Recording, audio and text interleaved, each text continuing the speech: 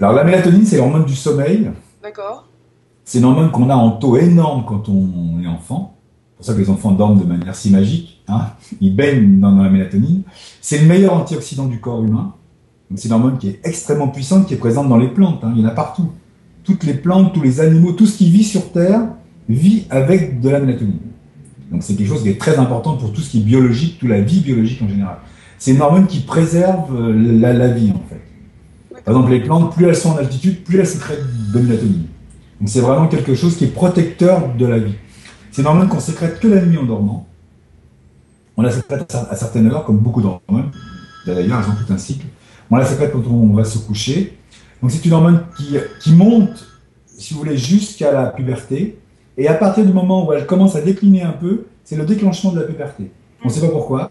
Et là, quand elle, elle commence à décroître pas mal. Et quand elle décroît, les hormones stéroïdiennes, les hormones sexuelles commencent à augmenter. Donc il y a une espèce d'antagonisme entre la mélatonine et les hormones sexuelles. D'accord. Et c'est une hormone qu'on perd souvent très vite à partir de 40-45 ans. Et ça, c'est souvent utile d'en prendre des toutes petites doses. C'est pas la peine de prendre 2 milligrammes ou 3 milligrammes. Souvent 0,3, ça suffit, par exemple. Et ça améliore la qualité de vie, ça améliore le sommeil. Et c'est très antioxydant au niveau du cerveau. C'est très réparateur. Donc on a des effets bénéfiques avec des toutes petites doses. Donc les personnes qui dorment bien, par contre, ont un taux de mélatonine plus élevé. Voilà. Souvent, ils ont des taux de mélatonine tout à fait corrects et c'est pas la peine qu'ils s'en prennent. Et donc ça, c'est plus au niveau réparateur, mais donc ça aiderait quand même, ça serait quand même un produit anti-âge. Ah oui, la mélatonine, c'est quand même quelque chose qui aide à corriger le vieillissement. Mais dans des doses très, très faibles souvent.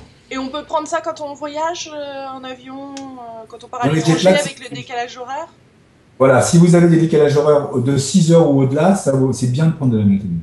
En Avant, après. dessous, ça ne sert pas à grand-chose. Enfin, à mon avis, hein. Si vous avez un décalage d'une heure et demie, si vous voyagez en Europe, ça, c'est pas la peine de prendre de la mélatonine, hein. Si vous avez une heure et demie ou 3 heures de décalage, c'est pas la peine. Mais comment, si vous allez sur la côte ouest des États-Unis, là, vous avez 9 heures et c'est intéressant de prendre de la mélatonine. Parce que ça vous aide à remettre votre horloge biologique à l'heure. Ça vous recadre votre horloge biologique beaucoup plus rapidement que si vous n'en prenez pas. Il y a beaucoup d'études qui le montrent.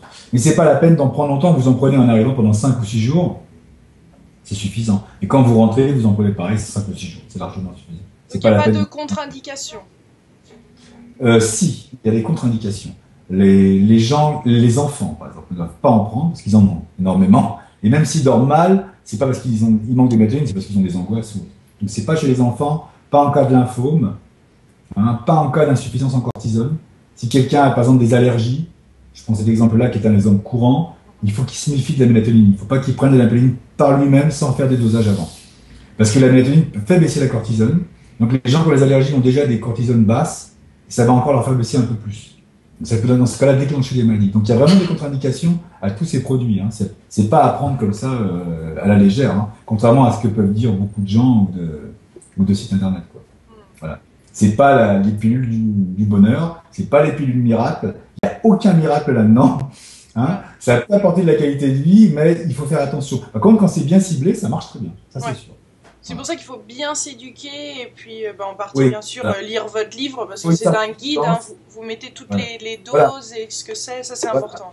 Contre-indication, tout est marqué dedans, donc il faut pas. En fait, c'est pour inciter les gens à se prendre en charge et à aller voir un médecin pour essayer d'améliorer leur vie, quoi. Parce que je pense qu'on peut faire beaucoup de bien avec peu de choses. Voilà.